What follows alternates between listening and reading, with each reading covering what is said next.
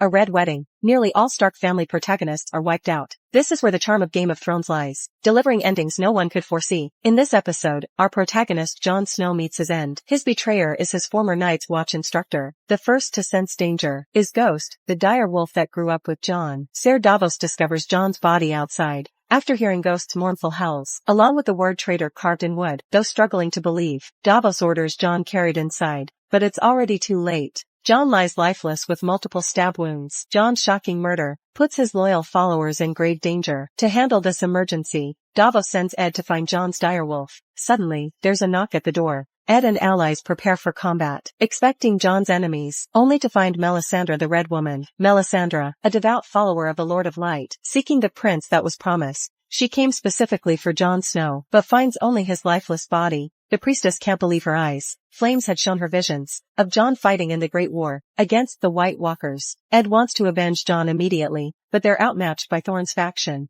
Unless reinforcements can be found. Who is going to help us? Not the only ones who owe your lives to Jon Snow.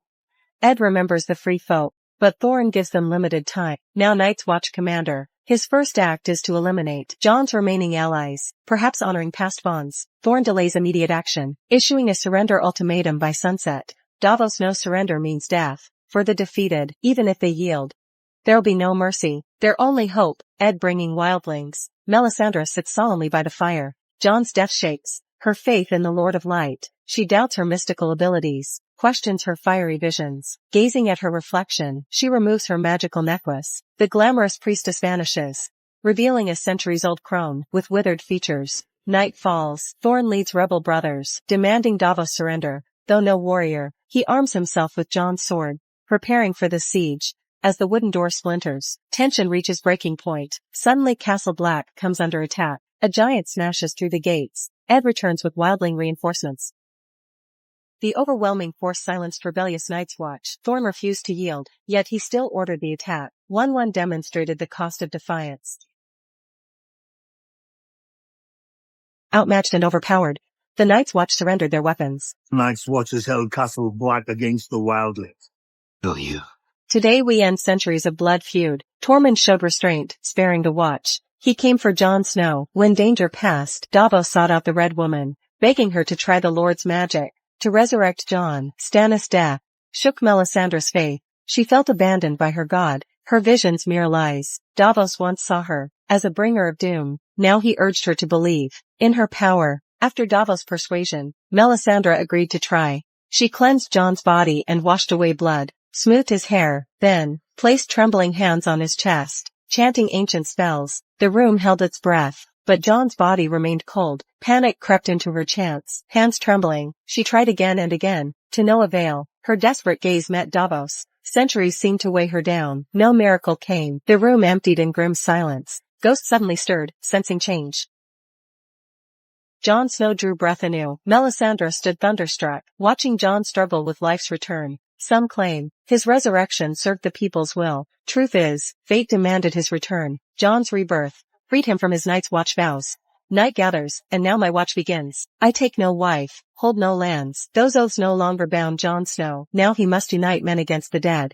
Only he could lead this fight, for he alone had bridged the ancient rift between crows and free folk. His secret heritage gave purpose. The song of ice and fire's crescendo. To his killers and betrayers, Jon granted final words. Only Ollie kept silent, his heart full of hatred. He'd seen wildlings murder his family before his eyes. Now Jon harbored those killers here. This betrayal cut deepest. Though it pained him, Jon knew justice required his hand. He handed the black cloak of the Night's Watch Lord Commander to Ed. Jon Snow had already dedicated his first life to the Night's Watch. Now free from his vows, he could leave Castle Black. Before leaving, Jon gave Longclaw to Ed. The Night's Watch took one of his lives and drained Jon's fighting spirit. As they argued about his departure, a horn sounded beyond the castle walls. The gates slowly creaked open. Brienne of Tarth escorted Sansa Stark into the courtyard. The weariness in Sansa's eyes told of her arduous journey. Unfamiliar surroundings and faces filled Sansa with tension, until she turned and saw the long-lost family member on the balcony. How many remember this scene from season 1? Those brief seconds of footage now bring tears to countless eyes. After Ned went south, the Stark children scattered, shattering House Stark. Fans yearned for their reunion, a wait spanning 6 long years. Sansa once kept Jon at bay for being a bastard. Now reunited, she's no longer that teenage girl. Only when embracing Jon did Sansa feel true warmth and safety. From this day forward, she'd never have to wander or be bullied again. That night they spoke of Winterfell, their separation and shared experiences. Sansa apologized for past coldness toward Jon. Jon brushed it off with a smile. Blood binds them as family. When would they reclaim their Winterfell home? This question haunted them both. Sansa urged Jon to lead the free folk, to retake Winterfell for the Starks. Their argument erupted, shattering the moment of kinship. War-weary Jon reflected on his perpetual battles. Since leaving Winterfell, he killed Night's Watch brothers and wildlings, even those he admired, losing brothers and lovers, now drained of his former fire. Lost. News spread of Jon leading wildlings past the wall. Reaching Winterfell, young Jon Umber approached Ramsey, seeking alliance against Jon Snow, but the bastard's power had grown. He demanded allegiance to House Bolton and recognition as Warden of the North. As terms for cooperation, Umber refused without hesitation. Instead he presented a gift. The bastard couldn't refuse, a wildling woman and a young boy. The boy was Rickon Stark, youngest of the Stark pack. Confirming Rickon's identity, the bastard smiled cunningly. Welcome. Inside Castle Black, the group eats breakfast together. Tormund stares intently at Brienne across the table. His gaze burned with undisguised admiration. This wildling from beyond the wall fell for Brienne at first sight. His way of expressing love was rather endearing. Simply staring, a Night's Watch brother hands Jon a letter bearing the Bolton sigil. The sender was none other than Ramsey Bolton, declaring war against Jon, demanding Jon return his bride to Winterfell, or Rickon Stark will die. Jon freezes at these words. Neither he nor Sansa anticipated their youngest brother being Ramsay's captive, though Jon wanted no part in political battles. Rickon was family. Sansa's following words reignited Jon's fighting spirit. A monster has taken our home and our brother. We have to go back to Winterfell and save them both. To retake Winterfell, Jon begins gathering forces. His first thought, the free folk. Jon had brought them south of the wall, and died for that decision. To the world, he and the wildlings were already allies. If Jon failed against Ramsay, they'd share his grim fate. Though Jon's original promise was fighting White Walkers together, now they understood their shared destiny. All would rise or fall together. With one the Giants' support, wildling leaders agreed to Jon's plea, but only 2,000 wildlings could fight against Ramsay's 6,000-strong army. For most northern houses had already sworn fealty to Ramsay. Even those with Bolton grudges refused to fight for Starks again, still bitter over Robb Stark's failed campaign. Meanwhile, Littlefinger approaches Sansa. He offers Knights of the Vale to support Jon's cause. Hoping for Sansa's forgiveness, she coldly rejects him. The man who vowed to protect her now filled her with loathing. He saved her from Joffrey, only to deliver her to Ramsay. Now reunited with family, she needs no false protector. Game of Thrones had many heartbreaking moments, but the most unforgettable was Lyanna Mormont's heroic end. During the long night battle, this 10-year-old lady showed unmatched courage and loyalty. Facing a giant 100 times her size, Lyanna stood fearless. Her small frame, crunching under massive force, drenched in her own blood, she fought until her last breath. She plunged the dragonglass into the giant's eye, sacrificing herself to destroy it. Though she appeared only a few times, Lyanna Mormont's charisma captivated Game of Thrones fans worldwide. After Rickon's capture and Ramsay's declaration, Jon and Sansa sought to retake Winterfell, rallying houses sworn to House Stark. Guided by Davos Seaworth, they arrived at Bear Island, marking Lyanna Mormont's first appearance. Jon and Sasha were stunned to find Bear Island's ruler was a child, underestimating the young leader. Sansa's courtly experience in King's Landing made her attempt diplomacy. She tried patronizing flattery, praising Lyanna's mother's beauty, claiming Lyanna inherited her grace. I doubt it. My mother wasn't a great beauty or any other kind of beauty. She was a great warrior. She died fighting for your brother Robb. Lyanna's rebuke silenced Sansa. Jon intervened awkwardly, mentioning serving under Jeor Mormont, with hollow pleasantries. We've had enough small talk. Why are you here? Forced to bluntness, Jon declared their Stark heritage, requesting Mormont allegiance. Assuming the 10-year-old needed advisor's confirmation, Lyanna verified their claims through her maester. After consultation, she challenged them. A bastard, Jon Snow, a Bolton bride, Sansa Stark. What gives you the right to represent House Stark? The blunt questioning rattled Jon's composure. His idealistic appeals failed against Lyanna's pragmatism. I understand that I'm responsible for Bear Island and all who live here. Why should I sacrifice for Mormont life for someone else's war? Davos stepped forward, acknowledging her concerns, but stressed higher stakes. This isn't about oaths or squabbling houses. It's the living versus the dead. Winter is here. All must unite, he warned Lyanna, with Ramsey holding Winterfell. The north stays divided. A fractured north won't survive the Night King and his army. Davos' sincerity moved her, overruling her maester. Lyanna declared, Mormonts have served Starks. We will not break faith today. Lyanna's pledge relieved Jon. He asked her troop count. Lyanna didn't answer the question directly. Instead, after consulting the maester, she declared firmly, 62. 62. We are not a large house, we're a proud one. And every man from Bear Island fights for the strength of 10 million. They're half as ferocious as their lady. The Boltons are doomed. Though we have Mormont support, Ramsey still outnumbers us greatly. Outside Winterfell, leaders from both sides parleyed. Ramsey brought Rickon's direwolf head to validate his letter's claims. This negotiation was meaningless.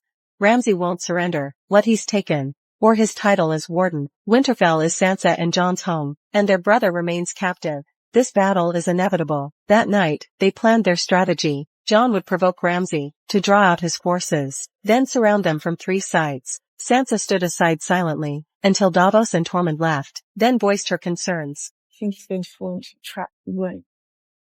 Lazy. You met Ramsey once, yet made battle plans anyway. This makes no sense to me. I lived with him. I know him best here. My input matters for tomorrow. We can't win this. Ramsey can't be beaten, and Rickon can't be saved. As Ned Stark's trueborn son, Rickon's existence challenges Ramsey's claim, so he'll kill him soon. Their argument escalated. Jon ignored her advice. Here we see Sansa's wisdom emerging. She refused Littlefinger earlier, but with their limited forces, she secretly wrote to him.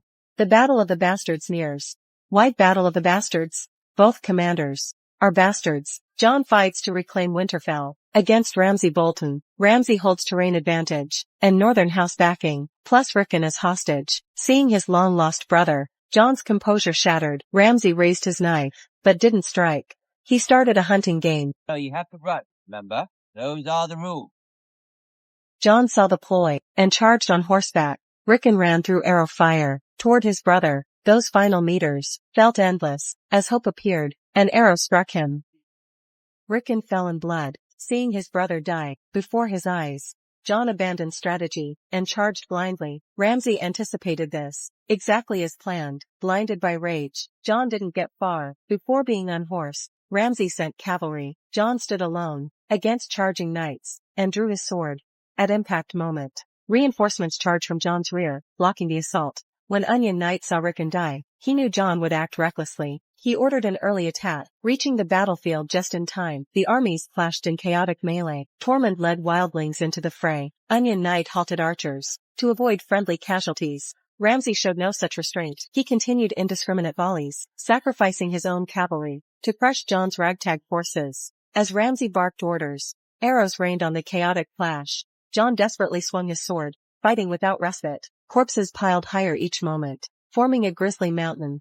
Seeing his forces dwindling, Onion Knight led final archers into the bloody chaos. Ramsay's cavalry had decimated Jon's main force. Victory seemed certain for Ramsay. He ordered shield and spear units to encircle the survivors. As Tormund and giants reached Jon, shields closed around them, using corpses as barriers, trapping Jon's remaining forces. Spears thrust through shield gaps. At the command, the death march began. Iron-tipped spears pierced every vulnerable target. Shield walls advanced methodically, tightening the noose. Jon's men stood trapped. As fleeing wildlings fell, even giants couldn't withstand the relentless spears. Combatants fought madly while being forced backward. Horman spotted escape routes. Through the carnage, survivors scaled corpse heaps. Jon fell in the stampede, struggling to rise. Amid crushing bodies, suffocating pressure overwhelmed him.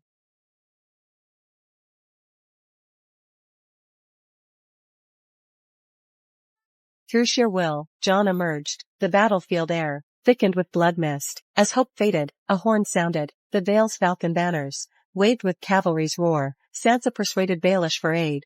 The tide turned swiftly. Fresh Vale cavalry overwhelmed Ramsay's rear. Spearmen were trampled. Ramsay fled when defeat loomed. Retreating to Winterfell, he planned defense, with walls and garrison, but he forgot the giants. Winterfell's gates shattered, as arrows pierced Ramsay. Bleeding profusely, he could barely stand. He stood defiant to the last. Ramsey's remaining forces are swiftly crushed. Jon gazes at the giant who aided him countless times, wanting to offer some comfort. Suddenly, an arrow pierces the giant's eye, extinguishing all life within him. After slaying the giant, Ramsey knows he can't match Jon's army. He challenges Jon to single combat. Consumed by rage, Jon grabs a shield and charges at Ramsey, though at close range, every arrow is deflected by Jon's shield.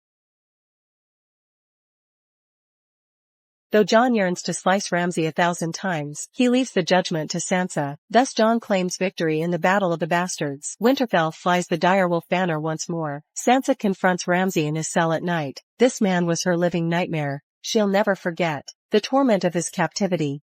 The words will disappear. The house will disappear. Your name will disappear. The memory of you will disappear. Sansa waits silently, anticipating the monster's punishment. As 2 starved hounds are released, Ramsey realizes his fate, yet he boasts, "My hounds would never harm their master. You haven't fed them in 7 days." Hunger awakens their primal instincts. They ignore Ramsey's commands, tearing their former master apart.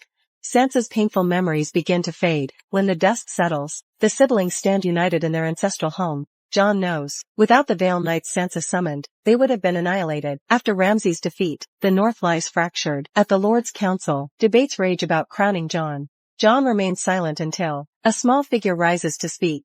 Lyanna Mormont, the young she-bear, she chastises houses that endured Bolton cruelty, yet shirked Stark's call to arms. Her words silence the hall. With iron conviction, Lyanna declares, "The North remembers." But House Mormont remembers. The North remembers. We know no king, but the king in the North whose name is Stark is my king. From this day until his last day. The king in the North! Thus, Lyanna's resolve unites the North, crowning Jon as their rightful ruler.